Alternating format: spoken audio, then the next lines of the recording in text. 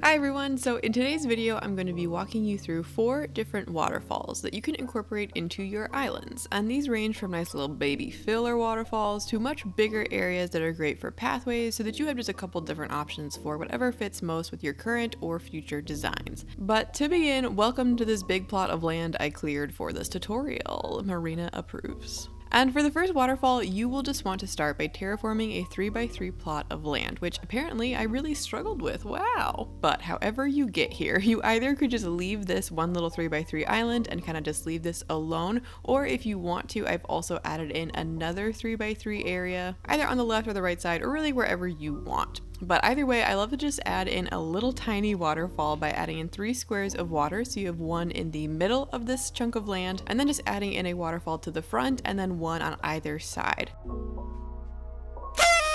Next, I just like to add in some flowers or maybe some of these like small paths, and now you have an adorable little waterfall perfect for filling in blank spaces on your island. So this can be something that you could incorporate into areas where you already have a river or a lake, or you can fill the area around this out by making this in the middle or on the side of a body of water like so. And you can break this up easily by adding in like a little singular cliff back here, or maybe 2 of these plots of land on the left like I am. And these are obviously optional, but I think just adding in small sections like this really just helps pull everything together, and also these are convenient to place things like furniture, like this bird bath, or again just small flowers on. So if you did add in that second 3x3 square of land, you can just come over here and do the same thing that we did before, or instead I sometimes just like to add one little baby waterfall to the front and then add a cliff behind this, and once again just add a flower or another piece of furniture or whatever you want up here for good measure. So again, these are both really simple, like literally 1 or 3 little squares, but terraforming doesn't have to be super complicated, and I think that both of these are very cute and again are just really great to help fill in little smaller areas that you're not really sure of what to do with. But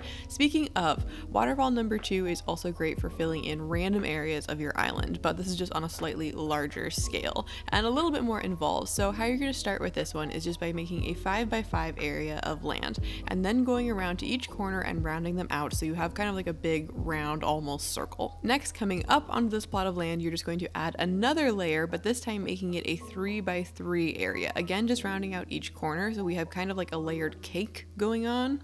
And once you're here, you are now just going to add in the waterfalls. So I am just adding in 3 squares right in the front in this middle section here, and then coming up to the top to add in just 1 square right in the middle so that you have something that looks like this. So again, this is something that could very easily be added into a body of water that you already have to maybe break up a lake or a river, or I think it's cute to just add a little pond in front of this area and then you can incorporate this into really wherever. So I am making mine just like a 5x5 pond directly in front, but I'm leaving a little plot of land right in the middle where you could put a flower, a statue, maybe a bird bath, an ice cream lamp, really whatever fits the area that you are trying to fill.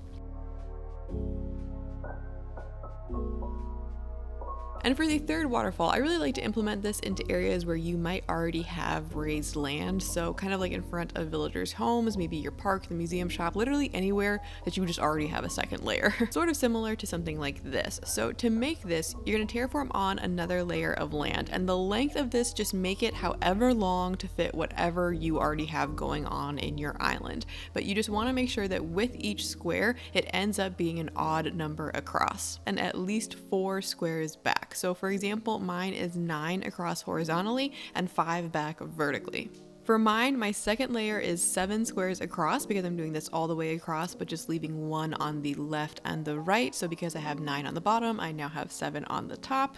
And I'm just adding on another row of squares in the back so that this is now a 7x2. And the reason I'm doing this is again just to make sure that I can actually add in some waterfalls, which I'm going to do just all the way across the top. But then for this first layer coming back down, I am actually going to stagger these, alternating water and land for each square. So the exterior square, the one all the way out to the left or to the right, is land, and then I am making the next one water, and then again land, and then water. And this will work again for whatever length because you have made this an odd number.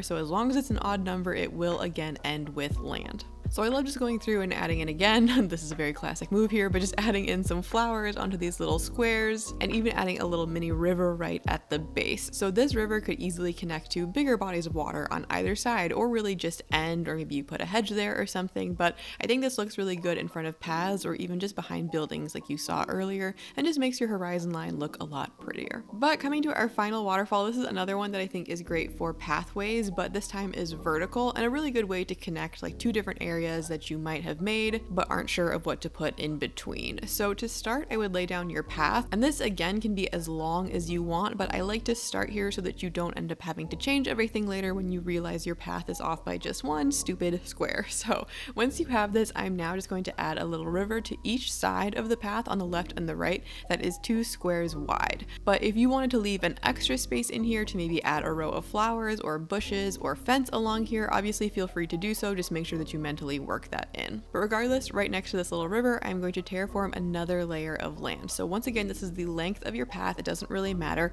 but I am making sure that it is at least 3 squares wide so that you can add waterfalls to the second layer of land that you were once again going to just go ahead and add on top. That is at least 2 squares so that once again we can go through and waterfall this whole area out.